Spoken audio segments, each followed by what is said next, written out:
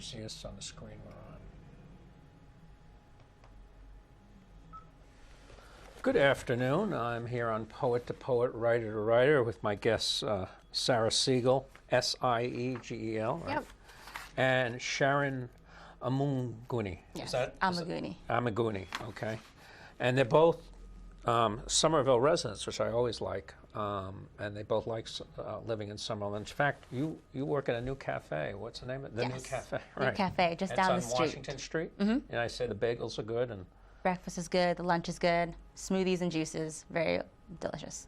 And what part of Somerville do you live in? I live right off of Union. Okay, and you? I think it's technically Spring Hill. I'm right Up by there? the Armory, and Oh. whenever I say right by Highland Kitchen, everybody knows where I am because they love that place. That's a great place. I eat there often. So tell me, how has Somerville been for you as artists and writers and all that good stuff? I mean, I think it's been great. I mean, I came to Somerville and then shortly after started working at Mass Poetry, so sort of double artist. I was saying that I've only been in this building when coming from festivals right outside here. I mean, I think it's a really great, welcoming environment for artists. I mean, we've had, I don't know if you're familiar with our program, Raining Poetry. No. So we have Danielle When you Georges. say we, Mass Poetry. Yeah. Sorry. We have Danielle Georges, who's the Poet Laureate of Boston, choose poems from Massachusetts poets.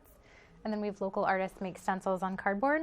And then we use a water repellent spray to spray them on sidewalks. So when it's dry, you don't see anything. But then when it rains, a poem appears. And it's huge and it's great. And we're going to start it up again now that the snow has melted. But one of our poets for our first round, I recognized his work in Davis Square. I was like, oh, this is amazing. There's poetry all over Somerville. There's art all over Somerville. And there's poets all over Somerville. I know on my own block there's Joseph Tora. There was Alpha Weaver, used to live right up the block, but he moved to Connecticut. Yeah. And so it's an interesting place, it's a stimulating place. Do you agree? Yeah, there's a lot of vibrant organizations, just like Somerville Media Center, a lot of great stuff happening. They have Hip Hop Festival happened over the summer, a lot of great stuff going on in Union Square. So I think I agree with Sarah, a lot of really cool things going on in Union Square and in Somerville. Okay. You worried about gentrification? I think we're all worried about gentrification. I know my apartment rent has gone up. A lot of complexes and duplexes coming up. A lot of affordable housing that seems to be only affordable for certain people are kind of popping up in the area. I feel like affordable housing for people who make six figures. Right? Exactly. Luxury hotels and luxury apartments. So I think it's a constant worry in any city area, but just trying to do my part and stay along. And you talked about wanting to buy a house, but you say it would never be in Somerville because it's too expensive. Yeah, I'm not sure that I'm quite ready to buy a house, but I do like this area, and if I were to stay, I don't know that it could be in Somerville. But because of the prices, yeah. Yeah, that is too bad, but it still has it, right? It's the Paris of New England, as I always say. I like that. Yeah. Now, so you're the program director, and you're the assistant program director. Can you talk about, what's coming up in the festival, what your role is and your position there? Sure. So program director at Mass Poetry in general, other than the festival, I manage all of the programs, just make them happen. January Gill O'Neill is actually the executive director of the Mass Poetry Festival. So she books all the headliners. We have a committee that chooses the sessions that we put on during the weekend. And I run the Student Day of Poetry. So the Friday right before the festival starts, we bring hundreds of students, grades 8 to 12, mostly in the Salem area, but everybody's welcome from across Massachusetts and New Hampshire and Rhode Island if they're so inclined. And we have some festival poets and others that are just friends of Mass Poetry that lead workshops, and we do student open mics and poetry performances. So I manage that, and I manage the volunteers, and we still do need volunteers for the festival. So if anybody's interested, they should check our website and sign up. Now, some of the headline keynote speakers that you're going to have this time are, did you mention that? I'm sorry. Yes, we have, I wrote them down so that I wouldn't forget anybody. We have joining us this year, we have a really good lineup. We have Louise Gluck, Eileen Miles, Kazima Lee. She's from this area. She wrote a book recently, a poetry collection about growing up in Arlington and Oh, stuff yeah? like that. Yeah, Eileen Miles, yeah. Andrea Cohen, I think, is Massachusetts-based as well. She's reading for us at the Newton Free Library Poetry Series this month, too. Yeah, and we actually, Andrea, we featured one of her poems on Poetry on the Tee. Oh, okay. Yeah. She runs the center over at Merrimack College. The Yeah. Poetry, yeah. We have Cornelius Eady and Rough Magic, Ross Gay, who I know a lot of people are really excited about, Rigoberto Gonzalez. We also ran one of his poems on Poetry on the Tee. Amy Nizuka Matatil, Emily Pettit, Tom Slay, and Dara Weir. Oh, wow. So Yeah. quite a nice lineup. Yeah, and we have headliners happening Friday, Saturday, and Sunday. So Okay. great stuff all 3 days. Are you still having a small press festival? Yes, Yeah. on Saturday from, I want to say 11 a.m. to 5 p.m., but I would check the website in case I'm wrong on that. We have small press, literary magazines, have tables on the walkway right outside the Peabody Essex Museum.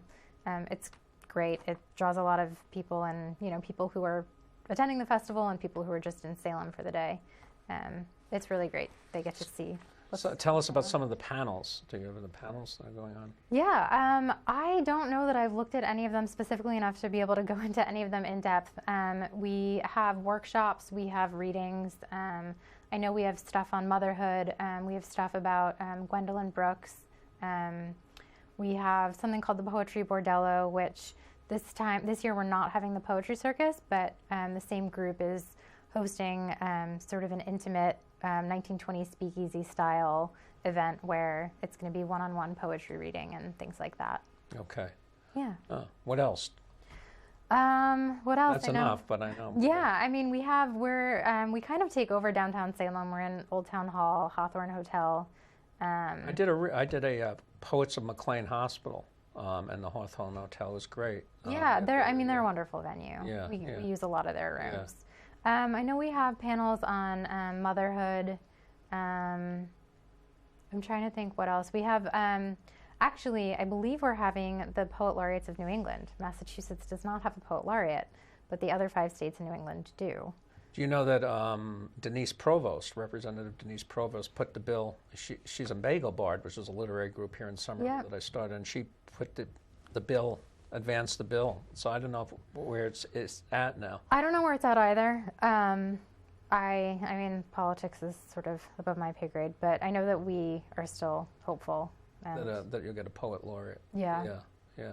So what do you do as an assistant? I know you assist her, right? Obviously, anything else that you... Yeah, I kind of do a lot of the behind-the-scenes work. So I help manage the Poem of the Moment program. I help with the U35 event, which is the open mic for poets under 35. And It's not open mic. Oh, it's a reading. So you sign up online, and we pick 3 poets, and they come. We go to Trident Booksellers now, and it's a great night of poetry, some witty banter from us. I love Trident on Newbury Street. Right? It's been there forever, yeah. Yeah, it's an amazing bookstore. It's a great resource for the community. They have a lot of really great events going on there, and we're just glad to be part of their programs for this year. So I really recommend any poets sign up. I also help with the Poet of the Spotlight, and it's when our partners pick a poet to highlight in the monthly newsletter. And we also do the Poem of the Moment, which is a weekly poetry highlight. And we're also looking for poets for that continuously. I know you are. It's good. I see a lot of them. Oh, that sounds ambitious and all that stuff. Yeah. So I was going to say, your poetry, for instance, what I've just noticed from your bio and things, it deals with social change, marginalized communities. Maybe you could speak to that, and we'll hear your poetry later.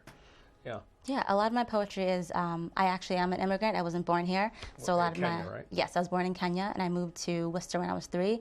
And a lot of my family friends are also first-generation immigrants or people of color. And so I guess it's been a current theme in my life, just being a person of color and being within a community that's usually marginalized. It really has shaped the creative work that I produce. So a lot of it touches upon that feeling of sort of otherness sometimes, along with other issues that I'm really interested about, along like emotional wellness and mental health, because that's also been prominent within like my family, my friends. So I just try to write about stuff that moves me and stuff that I see my friends struggling with and stuff that I've gone through myself. And it just happens that, being a person of color and those issues are the most strong. I can appreciate the mental health issues. I've worked at McLean Hospital for many years, and I've run poetry groups there. You ever hear of McLean Hospital? It's a No. psychiatric hospital where Anne Sexton and Sylvia Plath resided for time. It's sort of like it's a literary landmark. Now you do short stories, right? I do, yes. Okay. I don't necessarily mean to, but a lot of my work ends up being sort of fantastical, otherworldly. I think just Magic realism or something? I don't even know if there's any realism in it.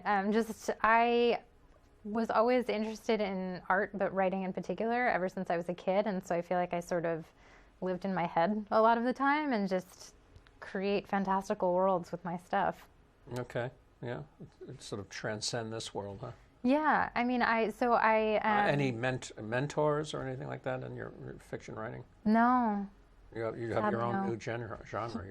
You're the woman. Yeah, I'll take it. I'm sure if you had to describe what you would call it, fantastical literature? Or? I mean, maybe. I think I'd like to think there's a poetic element to it because I do not write poetry, but working at Mass Poetry, I'm a lover of poetry, an appreciator of poetry. So, yeah, I mean, I write children's books too, and I'm type 1 diabetic, and I wrote a story about a boy who gets type 1 diabetes, and because I wrote it, it's not just sort of straightforward. He ends up on a magical island, the Isle of Langerhans, which is a diabetes joke. Yeah. But just he ends up on a magical island and learns about it that way. Okay. I was going to ask, has writing, has it personally affected you? Has it, has it enabled change in you personally? Has it been therapeutic for you? I mean, perhaps you can address that. Yeah, I think, most people will find writing as a very cathartic and therapeutic thing. I feel like, especially in this time, I use it a lot to kind of navigate through my own sense of, social and political trauma and kind of place myself and understand what's going on better. And I feel most artists I talk to will agree that they, creating art is how they kind of understand themselves and kind of, try to get a better sense of where they are and where other people are. Whenever I write, it's an easy way for me to kind of get everything out there. And even if a lot of times I'll write something and I don't really understand it, I'll go back and it makes more sense. So I'll write something several times, and each time will be a little different. I think there are a lot of different ways that writing can really open someone up, and for me, it's been a very big part of my life. Okay, and you? Yeah, I mean, I'd agree that it's definitely therapeutic. I mean, something I think about is if people are upset, we say, oh, do you want to talk about it? And I think talking can be analogous to writing. And I think it's kind of funny that we don't say, do you want to paint about it or do you want to dance about it? But I think art in general, for the creator, it's about, seeing yourself, showing yourself. And then when you find art that really speaks to you, it's seeing yourself in others. So I think. So if I was to ask you both, what is the mission statement of the masspoetry.org, Mass Poetry Festival? By the way, that's the website, masspoetry, one word, .org. Yes. So you can find out the whole schedule and all that stuff. What would you say it was? So the mission of the festival or the organization? Both. Okay. Well, the festival. The organization is, it's good that you brought that out because the festival, it's much more than the festival. Yeah, I think we're most well known for the festival. Right. So Mass Poetry's mission, we really break it down into sort of 3 categories. One is working with schools and teachers, and we do that through our professional development seminar, which is geared towards high school teachers but open to all educators. And that's coming up in August, so something else to sign up for on our website. And Student Day of Poetry, which brings hundreds of students together for writing generative workshops with top poet educators throughout the state, and performances and student open mics. We're having one at the beginning of the festival. And then a second category of our mission is public poetry. So raining poetry be one of those, and poetry on the T. Just surprising commuters or passersby with poetry in unusual places. And then the last one would be celebrating poetry, celebrating poets and poetry. Our U35 program does that with having a space for young poets who often don't necessarily have the outlets to show their work, perform, and meet other young poets. Common Threads is actually on hiatus this year, but we're bringing it back. And that's an anthology of Massachusetts poets chosen by a guest editor. And we perform outreach to different community groups to try to encourage poetry discussion groups across the state, and it's user-driven and all online, so we just get the word out there and share best practices and poetry discussion tips and questions so that people can do it on their own. An Evening of Inspired Leaders is a fundraising event that brings together leaders in a variety of fields, and they read a poem that's meaningful to them and talk about how it's influenced their work. And then the festival.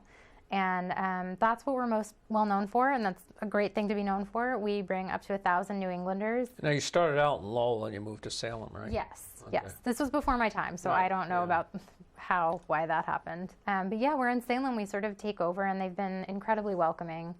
And yeah, we just get to showcase,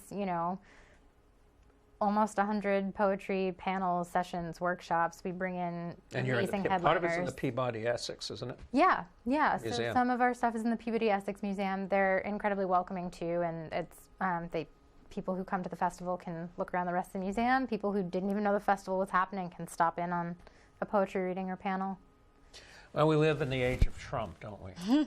And Trump, for instance, is cutting the NEA, right? You guys worried about funding, and do you get a lot of, federal funds or government funds? We actually have not yet gotten funding from the NEA. Okay. We are applying to. We don't know what's going to happen. They cut it off, yeah. I mean, one would hope that it's a threat that does not follow through. I mean, even if mass poetry doesn't receive funding from them, we're still very well aware of the incredible amount of work that is able to happen because of the NEA. Do you feel the arts are under siege now in some sense? They are, but I would say not more than Ever. You know, I feel like as people who are in the community often, it's just another day. You've always had to kind of push for more art representation. You always have to push for more art in schools. So you've kind of been in the fight for so long. I feel like that's one of the things, like being in the Trump era. It's like a lot of this stuff is more blatant, but it's not new.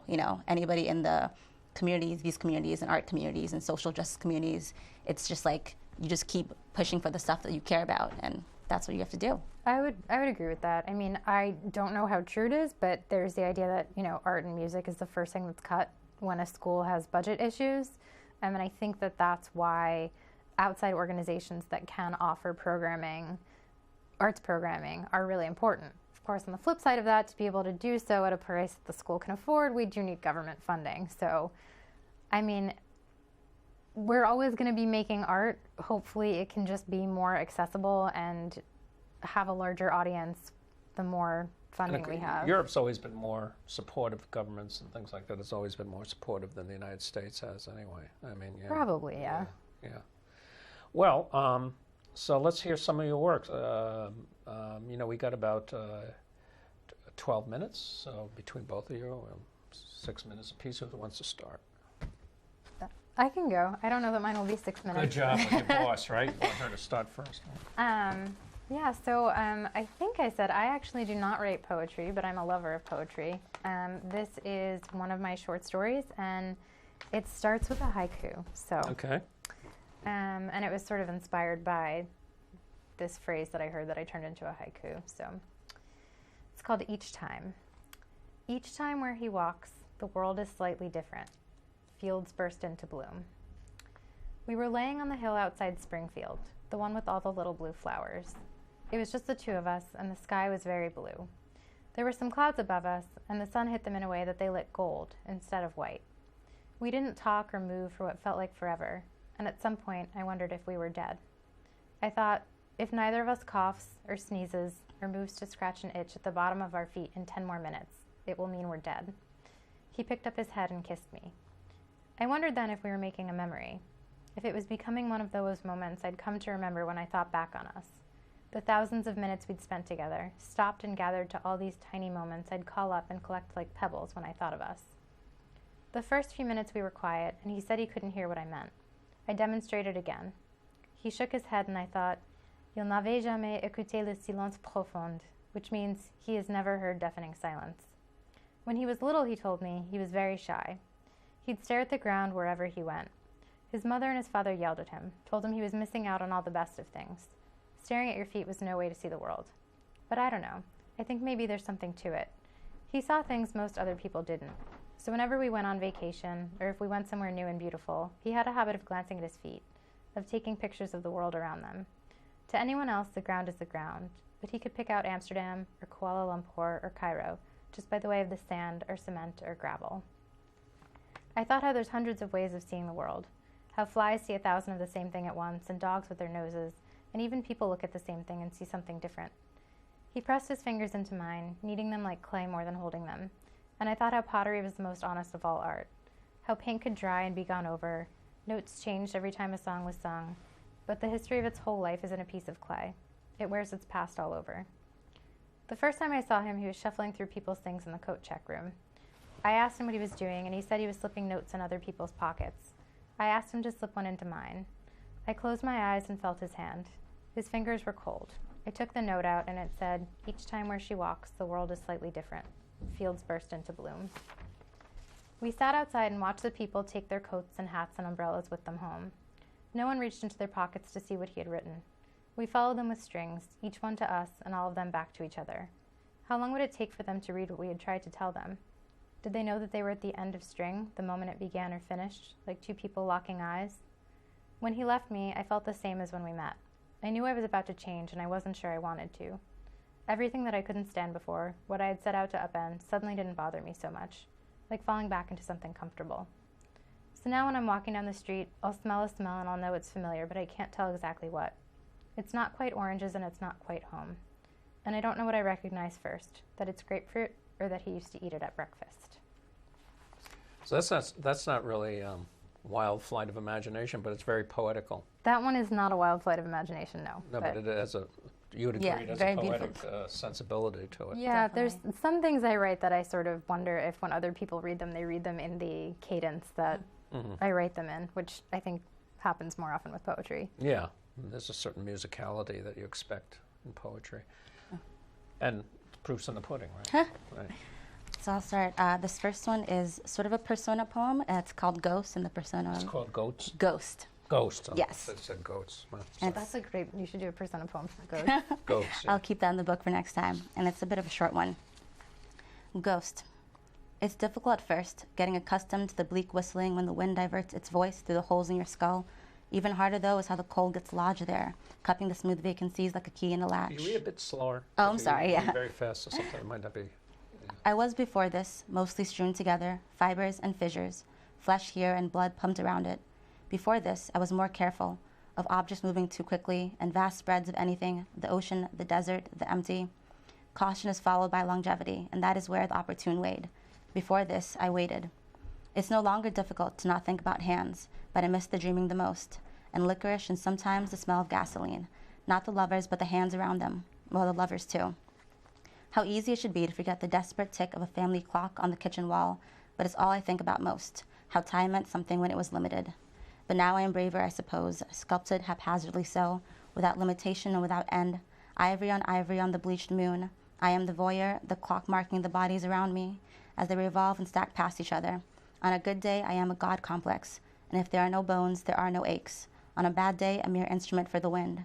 I am blessed only because the wanting is soluble, and the heart is a damp thing that no longer belongs. Wow.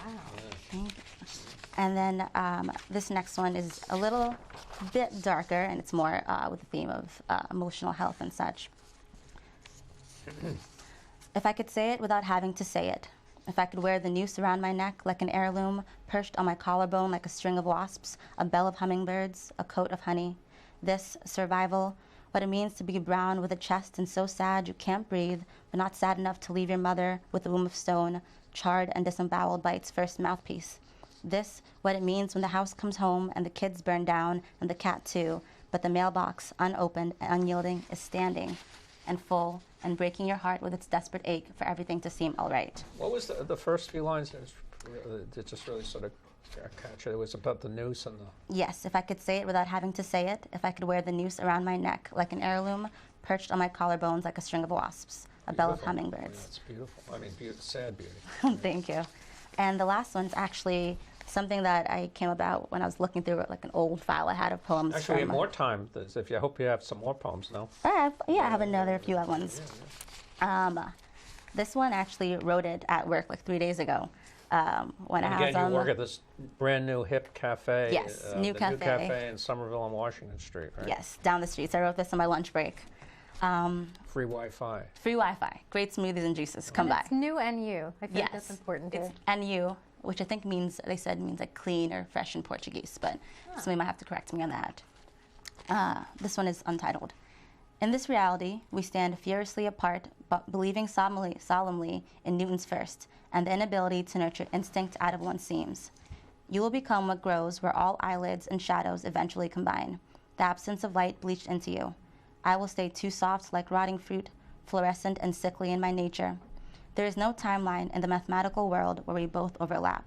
But pull the numeracy latch from the teeth of the hound, and there is potential for all things simultaneously. There we are inklings of what possibility could look like. There we are Newton's first, curbed into itself, all still items reborn with flight, all winged beings plucked from the sky, all grow hooves and horns and halos, and everything belongs now as one. The simplicity of opposition unworthy of presence, all of this to find a moment when neither of us said, we're just too different, this love will never fully grow lungs. Okay. And then I have the last one. And it's a poem that I actually wrote, I think, 8 years ago, I think. You know, when you write the poem, you know, I know when I write a poem, you know, I carry a little book with me because I'm always hearing things or come up with some idea. I may not go back to it. And I like writing in cafes and things like that.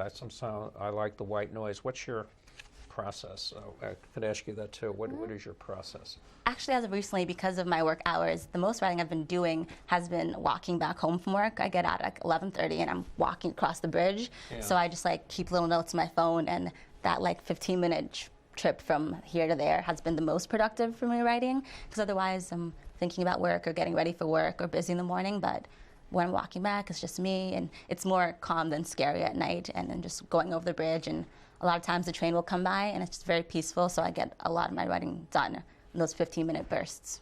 Mm-hmm. How about you? I keep a little notebook. I mean, we have phones now, but I just always have a little notebook and a pen. For some reason it's better writing with it, and then maybe, you know, final product, of course, on the, yeah. That's more for ideas. When I'm writing, even the first draft, I outline on paper, but I do tend to write first draft on the computer. I go back and delete a lot and change. And I have not been writing as much as I wish that I were. I don't know that I have sort of a routine or a method when I do. It's more just bursts of inspiration and Something hits you, strikes you. Yeah, Okay. I agree. And I actually like writing on the computer because I don't like deleting my edits. So I'll have one poem with like 6 different versions so I can see how it progresses. that's interesting. So I'll have like, I'm doing a poem right now called Disciples, and have like Disciples take 6. So I like to see it as it goes along. 12 of them and have it be. There you go. I should do. Did Jesus have 12? I don't know how many he had. Did. There you go. I'll put that in. Well, why don't you get one more poem in before